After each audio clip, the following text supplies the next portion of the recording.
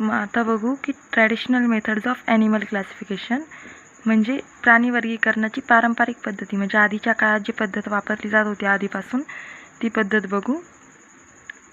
तर त्यांनी दिलेलं आहे, traditionally depending upon presence or absence of notochord the animal kingdom has been divided into 2 groups, non chordates and chordates. म्हणजेच पारंपरिक पद्धतीनुसार शरीरात आधार देण्यासाठी पृष्ठरज्जू नावाचा अवयव आहे की नाही या मुद्द्यांवर आधारित प्राणीसृष्टीचे 2 विभागात वर्गीकरण केले जाते. एक असमपृष्ठरज्जू म्हणजेच नॉन कॉर्डेट्स आणि समपृष्ठरज्जू म्हणजेच प्राणी म्हणजेच समपृष्ठरज्जू म्हणजेच कॉर्डेट्स. मग आता बघू की नॉन कॉर्डेट्स म्हणजे काय. तर या प्राण्यांची वैशिष्ट्ये खालीलप्रमाणे असतात. एक की त्यांची बॉडी रॉडसारख्या नोटोकॉर्डने सपोर्ट केलेली नसते, म्हणजे त्यांच्या बॉडीमध्ये नोटोकॉर्ड नसतो. Body is not supported by rod like notochord, म्हणजेच त्यांच्या शरीरात नोटोकॉर्ड नावाचा आधारक म्हणजेच पृष्ठरज्जू हा नसतो. त्यानंतर pharyngeal gill slits R absent. आता ह्या गिल स्लिट्स म्हणजे काय, जर कधी मासा बघितला तर एक साईडला जर बघितलं तर डोळ्यांच्या थोड्या मागच्या बाजूला, म्हणजे समजा आता हा मासा असेल तर माशाच्या या डोळ्यांच्या मागच्या बाजूला अशा थोड्या थोड्या कटसारखं असतं की जे आपण नीट बघितलं ते थोडं थोडं हलताना दिसतं. जसं आपण श्वास घेतो तसं त्या भागातनं ते श्वास घेत असतात. तर हे जे कट्स असतात त्यांना आपण गिल स्लिट्स म्हणतो. मग ते त्यांच्यामध्ये नॉन कॉर्डेट्समध्ये अब्सेंट असतात, म्हणजे त्यांनाच त्या गिल स्लिट्सचाच कल्लाविदरेसुद्धा म्हटलं जातं. तर ग्रसनीमध्ये कल्लाविदरे नसतात. चेतारज्जू म्हणजेच नवकॉर्ड असेल तर तो युग्मांगी, भरीव आणि शरीराच्या अधर बाजूस असतो. म्हणजेच नर्व कॉर्ड जर प्रेझेंट असेल, म्हणजे जी चेतापेशी असते किंवा ती जी असते त्याच्यामध्ये इफ प्रेझेंट जर प्रेझेंट असेल, म्हणजे चेतारज्जू जर प्रेझेंट असेल तर it is on ventral side, तर ती वेंट्रल साईडला असते. आता वेंट्रल म्हणजे डोर्सल का, वेंट्रल आणि डोर्सल म्हणजे काय. हात समोर घ्यायचा, ही जी समोर दिसणारी बाजू आहे तिला आपण व्हेंट्रल म्हणतो आणि ही जी मागे दिसणारी बाजू आहे तिला आपण डोर्सल साईड असं म्हणतो. तर त्यामुळे जर नर्व कॉर्ड प्रेझेंट असेल तर ती व्हेंट्रल साईडला असते. म्हणजेच अजून सोपं लक्षात ठेवण्यासाठी की पोटाची बाजू जी असते तिला व्हेंट्रल साईड म्हणणार आणि पाठीकडच्या बाजूला आपण डोर्सल साईड म्हणणार आहे. त्यामुळे जर नर्व कॉर्ड प्रेझेंट असेल नॉन कॉर्डेट्समध्ये तर ती पोटाच्या बाजूला असते आणि it is solid and pair. मग आणि ती एक सॉलिड असते आणि पेअरमध्ये असते. Heart if present it is on dorsal side, आणि जर हार्ट जर प्रेझेंट असेल तर ते डॉर्सल साईडला असेल. डॉर्सल साईड म्हणजे ही हाताची मागची बाजू म्हणजेच पाठीकडच्या बाजूला असेल. म्हणजेच नॉन कॉर्डेट्समध्ये जेवढे काही वैशिष्ट्ये आहेत त्यांची ते सगळे ह्युमन बिंग्सच्या अपोजिट आहेत. म्हणजे आपल्याकडे हार्ट हे वेंट्रल साईडला पोटाकडच्या साईडला असतं आणि नर्व कॉर्ड ही बॅक साईडला म्हणजेच पाठीकडच्या साईडला डोर्सल साईडला असते. तर तेच इकडे उलटं होतं, यांच्याकडे वेंट्रल साईडला नर्व कॉर्ड असते आणि डॉर्सल साईडला हार्ट प्रेझेंट असतं. आता non chordates are divided into 10 phylum. आता हे फायलमची नावं लक्षात राहणं सगळ्यात महत्त्वाचं आहे. भले 10 वेळा घरी एकाखाली एक क्रमानुसार ते लिहून काढले त्यानंतर पाठ केले तरी चालणार आहे, ते पाठ करावेच लागणार आहे. तो सिक्वेन्स प्रत्येकाच्या लक्षात राहिलाच पाहिजे. मग आता ते फायलम म्हणजे काय, मग ते 10 फायलम्स कोणते ते आपण बघू. पहिला आहे प्रोटोझोआ, त्यानंतर पोरिफेरा, मग येतो सिलेंडेरेटा म्हणजेच निडारिया. दोन्हींपैकी कोणतंही नाव आलं तरी तो सेमच आहे, सिलेंडेरेटा किंवा निडारिया दोन्ही जरी म्हटलं तरी एकच ग्रुप येतो. त्यानंतर आहे प्लॅटीहेल्मिंथेस, मग आस्कहेल्मिंथेस, Annelida, Arthropoda, Mollusca, इकायनोडर्मेटा and Hemichordata. प्रत्येकाने ही घरी 10 वेळा लिहायची एकाखाली एक क्रमानुसार लिहिण्याचं कारण हेच की प्रत्येक फायलमनंतर त्याचे वैशिष्ट्ये जे आहेत त्याचे जे वैशिष्ट्ये ते लक्षात राहण्यासाठी सोपे जातील जर आपण सिक्वेन्सनी केलं. कारण जे जे वैशिष्ट्य आहेत ते सिक्वेन्सनुसारच नंतर पुढे पुढे एक एक ॲड होत गेलेले आहे, त्यानुसार काहींमध्ये सेम आहेत, त्यानंतर एका काही स्पेसिफिक फायलमनंतर ते चेंज होत जातं. मग ते लक्षात ठेवायला सोपं जाईल. त्यामुळे सगळ्यात आधी हा जो सिक्वेन्स आहे 1 ते 10 त्या सिक्वेन्समध्ये हे सगळे लिहून काढायचे. परत नावं वाचते. प्रोटोझोआ, पोरिफेरा, सिलेंटेरेटा म्हणजेच Cnidaria, Platyhelminthes, Aschelminthes, Annelida, Arthropoda, Mollusca, Echinodermata आणि हेमिकॉर्डेटा. आता मराठीमध्ये असमपृष्ठरज्जूंचे 10 संघ आहेत. ते संघ म्हणजे आदिजीवी, रंध्रीय, सिलेंडेरेटा किंवा निडारिया, चपट्या कृमी, गोल कृमी, वलई, संधिपाद, मृदुकाय, कंटकचर्मी आणि अर्धसमपृष्ठ रज्जू. हे असे 10 फायलम आहेत, 10 संघ आहेत. ते प्रत्येकाने पाठ केलेच पाहिजे. आता बघू कॉर्डेट्स म्हणजेच समपृष्ठ रज्जू प्राणी म्हणजे काय. मग त्यांचे कॅरेक्टर्स बघू. सेम कॅरेक्टर्स आहेत दोन्हीकडे, फक्त अपोजिट आहेत. ज्या गोष्टी नॉन कॉर्डेट्समध्ये ॲब्सेंट आहेत त्याच गोष्टी कॉर्डेट्समध्ये प्रेझेंट आहेत.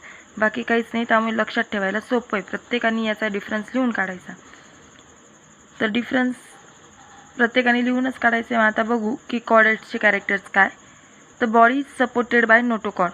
बॉडी ही नोटोकॉर्डनी सपोर्ट केलेली असते, म्हणजे बॉडीमध्ये पृष्ठरज्जू नावाचा आधारक असतो. त्यानंतर pharyngeal gill slits or lungs are present for respiration. म्हणजे श्वसनासाठी एक तर कलाविदारे किंवा फुफ्फुसे असतात. तर गिल स्लिट्स म्हणजे काय आता सगळ्यांना कळालं, आणि लंग्स म्हणजे सगळ्यांना माहिती आहे फुफ्फुसे. एक तर गिल स्लिट्स असतील किंवा लंग्स, दोन्हीपैकी काहीतरी शरीरामध्ये प्रेझेंट असणार रेस्पायरेशनसाठी. Nerve cord is present on dorsal side of the body. It's hollow.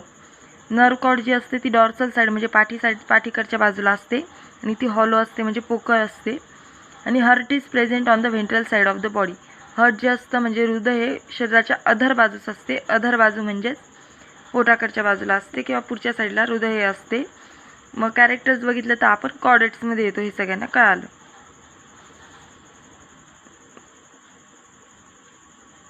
Notochord म्हणजे काय हे दिलेलं आहे. Notochord is a long rod like supporting structure present on the dorsal side of the animal body.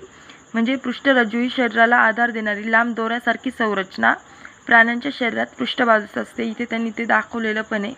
चेतारज्जू आणि पृष्ठरज्जू म्हणजे nerve cord आणि notochord दोन्ही पण त्यांनी दाखवलेलं आहे. It keeps nerve tissues isolated from the remaining body. ज्या आपल्या नर्व टिश्यू असतात त्यांना आपल्या बाकीच्या बॉडीपासून सेपरेट करायचं काम ह्या नोटोकॉर्ड ही करत असते. आता all chordates animals are grouped together in single phylum and the name of phylum is same, phylum Chordata. म्हणजेच 10 नॉन कॉर्डेट्सचे 10 फायलम झाल्यानंतर 11वा फायलम जरी धरला तरी चालेल. तर सगळ्या कॉर्डेट्स हे एकत्रितपणे एकाच फायलममध्ये ॲड केले जातात. त्या फायलमला नाव कॉर्डेटाच दिलेलं आहे. पण त्या फायलमला पुढे डिवाइड केलेलं आहे 3 सब फायलममध्ये. This phylum has been divided into 3 further sub phylum as Urochordata, Cephalochordata and Vertebrata. कॉर्डेट्सचं पुढे क्लासिफिकेशन 3 ग्रुप्समध्ये होतं. Urochordata, Cephalochordata and Vertebrata. Sub phylum जो व्हर्टिब्रेटा असतो त्याचा पुढे परत 6 क्लासेसमध्ये डिवाइड होतो. ते 6 क्लास जसे की सायक्लोस्टोमाटा, पायसेस, ॲम्फिबिया, रेप्टिलिया, एव्स अँड मॅमिलिया. म्हणजेच सगळ्या समपृष्ठरज्जू प्राण्यांचा समावेश एकाच संघात केलेला आहे. त्या संघाचे नावसुद्धा समपृष्ठरज्जू प्राणी संघ असेच ठेवले. समपृष्ठ प्राणी संघाची रचना 3 उपसंघात केली आहे. ते 3 उपसंघ म्हणजे युरोकॉर्डेटा, सेफेलोकॉर्डेटा आणि व्हर्टिब्रेटा. व्हर्टिब्रेटा या उपसंघाचे 6 वर्गात वर्गीकरण केलेले आहे. ते 6 वर्ग याप्रमाणे: चक्रमुखी, मत्स्य, उभयचर, सरीसृप, पक्षी आणि सस्तन. वरती दिलेलं जे दोन्ही फायलमचं नॉन कॉर्डेट्स आणि कॉर्डेट्सचं जे क्लासिफिकेशन होतं ते इथे एका चार्टमध्ये लिहिलेलं आहे. हा चार्ट पण प्रत्येकाच्या वहीत आला पाहिजे. तर सगळ्यात आधी येतं किंगडम ॲनिमेलिया. किंगडम ॲनिमेलियाचं नंतर क्लासिफिकेशन 2 ग्रुप्स सब किंगडममध्ये होतं. पहिला येतो कॉर्डेट्स आणि पहिला नॉन कॉर्डेट्स आणि दुसरा कॉर्डेट्स. कॉर्डेट्समध्ये नॉन कॉर्डेट्समध्ये मग येतात 10 phylum: Protozoa, Porifera, Cnidaria, Platyhelminthes, Aschelminthes, Annelida, Arthropoda, Mollusca, Echinodermata आणि हेमिकॉर्डेटा. तर कॉर्डेटामध्ये युरोकॉर्डेटा, सेफेलोकॉर्डेटा आणि व्हर्टिब्रेटा. आणि पुढे व्हर्टिब्रेटाचं मग परत क्लासिफिकेशन होऊन सायक्लोस्टोमाटा, पायसेस, ॲम्फिबिया, रेप्टिलिया, एव्स आणि मॅमिलिया हे अशा प्रकारे ग्रुप्स पडतात. म्हणजेच मराठीमध्ये प्राणीसृष्टी. त्यानंतर उपसृष्टी असमपृष्ठरज्जू आणि समपृष्ठरज्जू. असमपृष्ठरज्जूचे आदिजीव, रंध्रीय, सिलेंटरेटा, चपटेकृमी, गोलकृमी, वलई, संधिपाद, मृदुकाय, कंटकचर्मी आणि अर्धसमपृष्ठरज्जू असे भाग पडतात. समपृष्ठरज्जू संघाचे युरोकॉर्डेटा, सेफेलोकॉर्डेटा आणि व्हर्टिब्रेटा असे भाग पडतात. व्हर्टिब्रेटाचं पुढचं क्लासिफिकेशन हे चक्रमुखी, मत्स्य, उभयचर, सरीसृप, पक्षी आणि सत्सर अशा भागात क्लासिफिकेशन केलेलं आहे. मग ॲट प्रेझेंट आत्ताच्या काळानुसार हीच सिस्टीम क्लासिफिकेशनची अजूनही चालू आहे. However nowadays new system of classification is followed. ती क्लासिफिकेशन सिस्टीम आता आपण बघू. तर at present the 5 kingdoms classification system of Robert Whittaker ती फॉलो केली जाते. जी 5 किंगडमची जी सिस्टीम आहे ती जी रॉबर्ट विटेकरने काढली ती आत्ताच्या काळातही स्टडी केली जाते. आता रॉबर्ट विटेकरची जी सिस्टीम आहे ती 8वीला सुद्धा तुम्हाला होती पहिल्याच धड्यामध्ये. मग आता ती कशी होती त्यामुळे थोडाफार अंदाज सगळ्यांना आहे. मग त्यात काय काय केलेलं आहे तर त्याच्यातले मल्टीसेल्युलर ॲनिमल्स जे आहेत ते सगळे ॲनिमेलिया किंगडममध्ये घेतलेले आहेत.